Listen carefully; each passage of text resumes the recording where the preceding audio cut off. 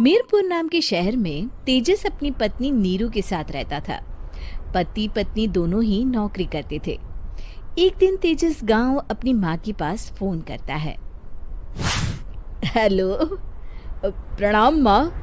जीते रहो माँ, तुम दादी बनने वाली हो हैं?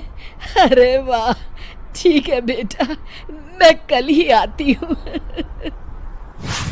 जब माँ जी शहर पहुंची तो बेटे बहू ने बहुत अच्छे से स्वागत किया।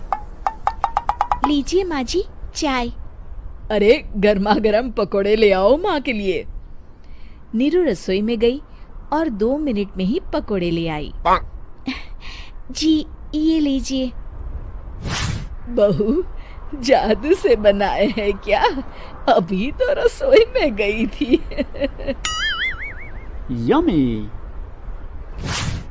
माँ जी, शीला रसोई में पकोड़े तल रही है, मैं बस लेकर आई। हे भगवान, मेरा धर्म भ्रष्ट कर दिया तूने। अब तो गंगा जल से शुद्धिकरण करना होगा। दूसरे दिन, माँ जी मैंने नाश्ता बना दिया है, ऑफिस जा रही हूँ। पर अभी तो घर का सारा काम पड़ा है। शीला आती ही होगी, झाड़ू पोछा बर्तन कपड़े वो सब कर लेगी। हमारे जमाने में घर का सारा काम हम ही करते थे। जी माँ जी, आप बहुत होशियार हैं, मैं घर ऑफिस दोनों नहीं संभाल पाती। तो जरूरत क्या है घर से बाहर जाकर चाकरी करने की? वैसे भी घर का काम खुद करने से घर में बरकत आती है, समझी? पर माँ जी।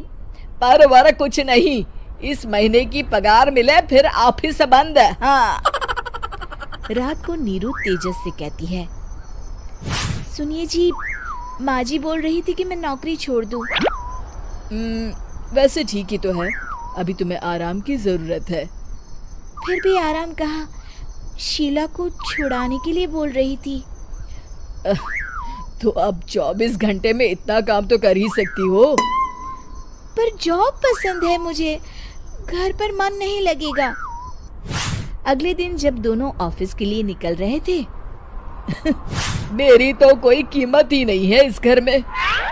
माँ जी, आजकल महंगाई बहुत है, रहन सहन भी बदल गया है, दोनों नौकरी करते हैं तभी ठीक रहता है।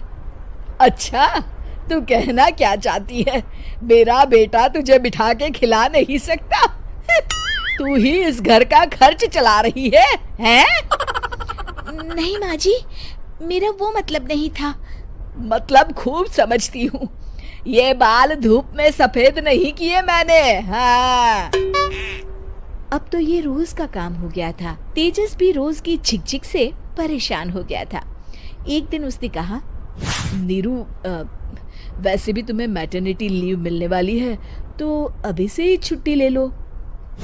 पर क्या, मेरी सैलरी अच्छी खासी है। आखिर नीरू ने रिजाइन कर दिया। जब बच्चा हुआ तो घर में सब बहुत खुश हुए। कुछ दिनों बाद तेजस फाइल देख रहा था। क्या हुआ तेजस, कुछ परेशान लग रहे हो?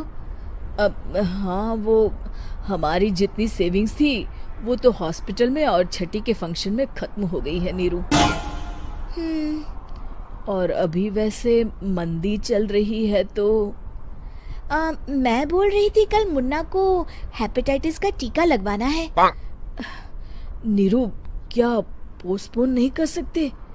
नहीं जी, बिल्कुल नहीं। अब तेजस को समझ में आ रहा था कि उससे गलती हुई है। पैसों की कमी का असर घर के माहौल पर भी पड़ रहा था। अगले दिन, बेटा मेरा चश्मा और ये दवाइयाँ ले आना, पर्चा देते हुए माँ जी ने कहा। जी। तेजस, मुन्ना के लिए दूध का डिब्बा और डायपर भी ले आना, और ये किराने के सामान की लिस्ट है, इसे भी लाना है। तेजस गुस्से में लिस्ट मरोड़कर फेंकता है और चिल्लाता है, पैसे क्या पेड़ पर उगते हैं?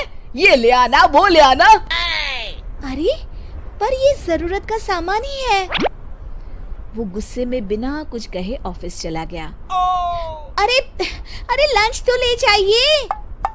नीरू दौड़कर डिब्बा पकड़ाती है एक दिन खाना खाने के बाद, नीरू, अब तो मुन्ना कुछ बड़ा हो गया, तो अब तुम वापस ज्वाइन कर लो ना जॉब। पर इस रिसेशन में जॉब मिलना बहुत मुश्किल है। ट्राई तो करो। फिर मुन्ना? माँ जी है ना, और एक फुल टाइम मेड भी लगा लेंगे। पर माँ जी, उन्हें तो पसंद नहीं। तभी माँ जी वहाँ आ जाती है और प्यार से नीरू के सर पर हाथ फेरते हुए बोलती है, अब मेरी समझ में आ गया बहू, पहले के और अब के समय में अंतर है। तुम काम शुरू करो, मुन्ना की जिम्मेदारी मेरी। मेरी प्यारी माँ जी। ये कहकर नीरू उनके गले लग गई। शिक्षा, परिवर्तन संसार का नियम है, हमें भी समय के साथ चलना चाहिए। उम्मीद है कि आपको हमारी ये कहानी पसंद आई होगी।